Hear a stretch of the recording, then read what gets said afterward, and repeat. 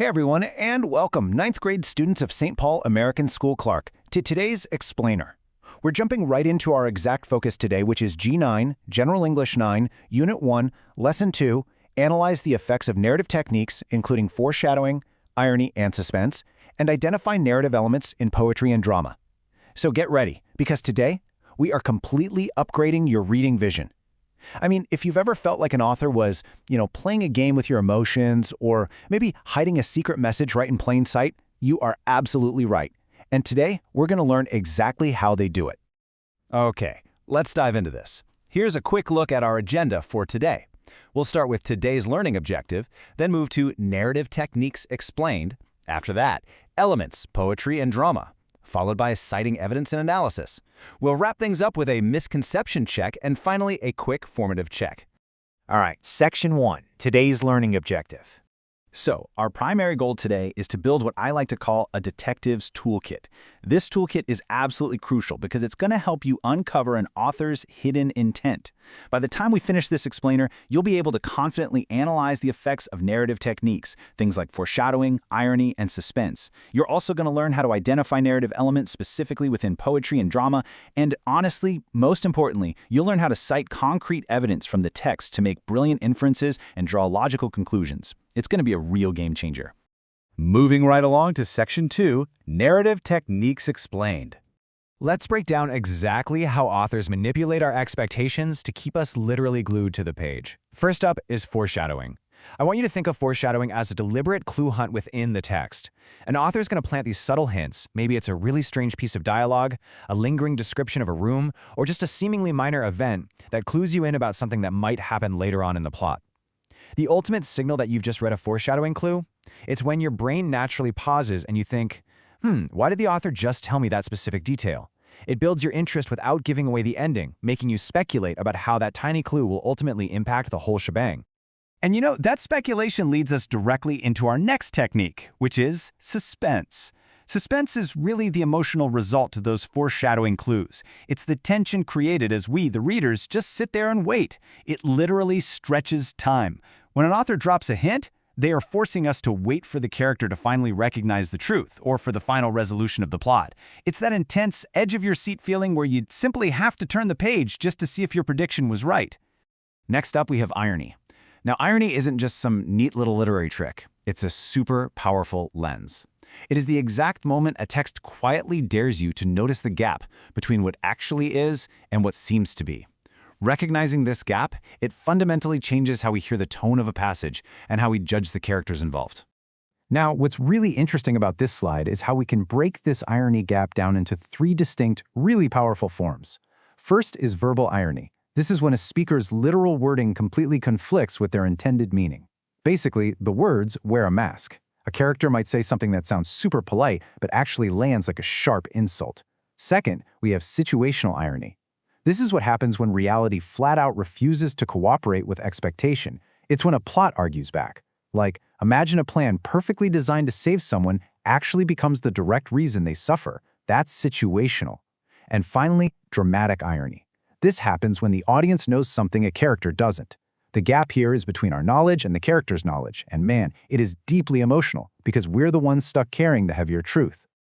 All right, on to Section 3, Elements, Poetry, and Drama.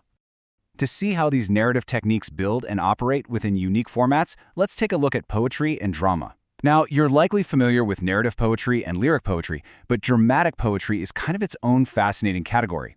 Dramatic poetry is essentially any drama written in verse that is meant to be spoken aloud. It's uniquely powerful because it combines the beautiful, rhythmic, musical qualities of verse with the actual narrative drive of telling a story or portraying a highly specific situation. It's basically character and plot brought to life through rhythm and sound. And when we look at drama performed on a stage, the techniques we just discussed become even more pronounced. Dramatic irony, in particular, carries this incredible emotional weight in a play. Think about it. As an audience, we are physically watching a hero walk right toward a truth we already know will break them. We are watching them make a crucial choice with incomplete information. And the author stretches that time out, right? Letting us wait and really feel the agonizing cost of that character's ignorance. Let's pivot a bit for Section 4, Citing Evidence and Analysis. So the crucial point is, how do we actually prove our claims? I mean, it's one thing to spot these techniques while you're reading, but it's entirely another to build an analytical case to prove your interpretation. This argumentation rubric right here shows exactly how your analytical writing is judged. Notice the massive difference between a minimal score of 0 and a distinguished score of 4. A minimal analysis might just randomly drop a quote without any context or reasoning. But to get up to that distinguished level, you have to establish a clear, rock-solid connection between your claim and your evidence using logical reasoning. To reach that distinguished level, you're going to want to follow this 4-step framework. Step 1. Create a clear, defensible claim. Basically, what is your argument? Step 2. Provide context to clearly and sufficiently frame your evidence. Give us the who, what, and when before you ever drop a quote. Step 3. Cite the factual or textual evidence itself. And Step 4, honestly the most important part, use logical reasoning to explain exactly how that evidence supports your claim. A strong analysis never, ever just drops a quote. It always frames it and connects it. Moving right along to Section 5, Misconception Check. Let's pause for a second and make sure we aren't falling into a really common analytical trap, specifically regarding irony. I want you to think about a time a book simply surprised you with a sudden, crazy twist ending. Was that irony? Ask yourself right now, is an unexpected plot twist always an example of situational irony? Well, the answer is no. A random surprise or an unexpected twist is, at the end of the day, just a twist.